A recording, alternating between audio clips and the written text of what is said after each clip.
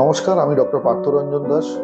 আমি একজন অবস্টেট্রিশিয়ান এবং গাইনোকোলজিস্ট এবং আমি কলকাতা ওমেন্স ক্লিনিকের joint director. Kolkata women's clinic দক্ষিণ কলকাতার বেহালায় অবস্থিত একটি মাইক্রোসার্জারি ইউনিট। গাইনি এবং অবস্টেট্রিক্স এবং হাই রিস্ক প্রেগনেন্সি একটা আউটডোর করি আমরা এখানে।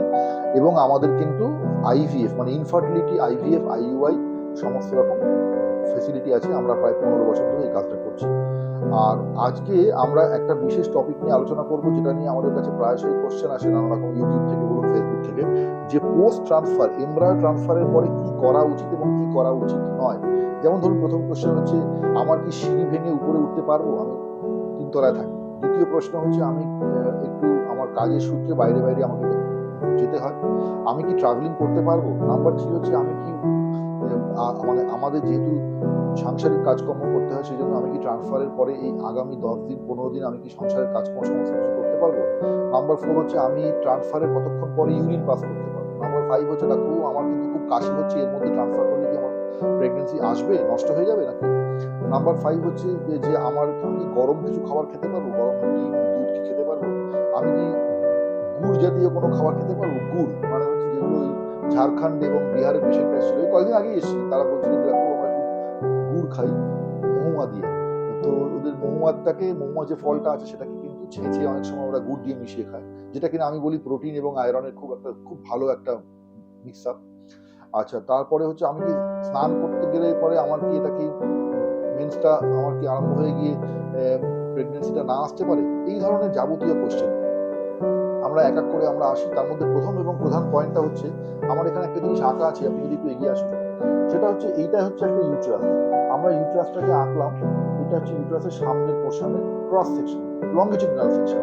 তো সেক্ষেত্রে এই যে গোলাকার যে জিনিসটা দেখছেন, এটা হচ্ছে একটা এমব্রায়ো। এই এমব্রায়োটা মাপ হচ্ছে 60 মাইক্রন। মানে এই এমব্রায়োটা যদি আমরা মাপি, তাহলে এটা 60 মাইক্রন। 60 মাইক্রন মানে হচ্ছে একটা চুল, হিউম্যান যে হেয়ার থাকে সেই চুলের যদি আমরা ক্রস সেকশন করি, একটা চুল যদি কাটি, তার যে থিকনেসটা হবে সেই থিকনেসের 10 ভাগের 1 ভাগ। মানে কতটা সূক্ষ্ম, বুঝতে পারছেন? তো এই তার মানে অলমোস্ট এটা কিন্তু ওয়েটলেস, কোনো ওয়েটই নেই। সেই জন্য ট্রান্সফার করার পরেই দাঁড়িয়ে পড়ুন, ঝাঁপান, যাই করুন না কেন, যেহেতু এটা ওয়েট নেই, তাহলে এটা ওয়েটের জন্য যে তলার দিকে আসবে নেমে গ্র্যাভিটেশনাল যে ফোর্সের জন্য, তাহলে তাহলে তার কোনো রকম চান্স নেই। দ্বিতীয় হচ্ছে, এই যে এন্ডোমেট্রিয়াম যে লাইনিংটা আছে ইউট্রাসের ভেতরে, এখানে নানা ধরনের আঠালো পদার্থ থাকে, যাকে আমরা বলি মিউকাস। তো মিউকাস থাকার জন্য কিন্তু এটার সঙ্গে, এবং এই যে এমব্রায়ো চারপাশেও কিন্তু এক ধরনের আঠালো পদার্থ থাকে, যার জন্য এরা কিন্তু একে অপরকে আকৃষ্ট করে এবং আটকে দেয় ডেনড্রাইটের মতো। তার জন্য কিন্তু এটা কিন্তু তলার দিকে নেমে আসার কোনো চান্সই নেই। সেক্ষেত্রে যদি পেশেন্ট উঠে বাথরুম করতে যায় বা হাঁটে বা ওয়ার্কআপ করে, তাহলেও কিন্তু কিছু নেই, কোনো অসুবিধা হওয়ার কথা নয়। দ্বিতীয় হচ্ছে, এই যে এন্ডোমেট্রিয়াম, এটা কিন্তু ফার্ন গাছের পাতার মতো একজন আরেকজনকে ওভারল্যাপ করে, যার জন্য একটা কোনো খাঁজের মধ্যে গিয়ে এই এমব্রায়োটা আটকে যায়। থার্ড হচ্ছে, আমরা যদি পয়েন্টলি আসি, তাহলে এইটা যদি এন্ডোমেট্রিয়াল লাইনিং হয় এবং এটা যদি তার এমব্রায়ো হয়, তাহলে এই প্রথমে গিয়ে গায়ে গায়ে আটকালো, এটাকে বলে অ্যাপোজিশন। তারপরে এই যে এন্ডোমেট্রিয়াম লেয়ারটা একে কি কভার করে দেয়, তাকে বলে ইনসারশন। এবং তারপরে এটা আস্তে আস্তে আরো ভেতর দিকে গিয়ে ইউট্রাসের যে ওয়াল তার মধ্যে ঢুকে যায়, তাকে বলে ইমপ্লান্টেশন।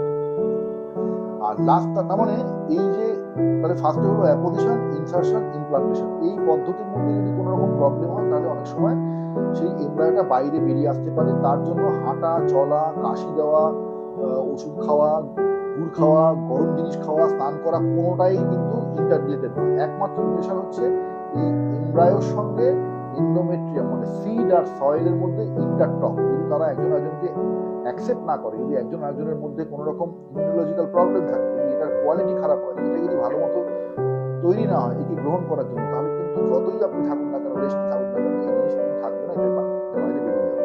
এবারে আমরা আসি রেস্টের জন্য। রেস্টে দেখা গেছে, এটা প্রমাণিত জিনিস, যে রেস্ট নিলে পরে প্রেগনেন্সি চান্স কমে যায়। কারণ যদি নর্মাল হাউস হোল্ড অ্যাক্টিভিটির মধ্যে থাকে, নর্মাল হাঁটাচলা করছেন, খাওয়া দাওয়া করছেন, গান শুনছেন, কবিতা শুনছেন, তাহলে কিন্তু আপনার প্রেগনেন্সি ভালো থাকবে। প্রেগনেন্সির সঙ্গে এটার সঙ্গে সম্পর্ক, কোনো কিছু সম্পর্ক নেই যে আপনি যদি শুয়ে থাকেন বা আপনি যদি মানে হাঁটাচলা না করেন, তাহলে আপনার প্রেগনেন্সি খুব ভালো থাকবে। ট্রান্সফারের পরে 2 থেকে 3 মিনিট আপনি রেস্ট নেবেন, তারপর উঠে বাথরুমে যাবেন, দ্যাটস এনাফ, আর কিছু অসুবিধা নেই।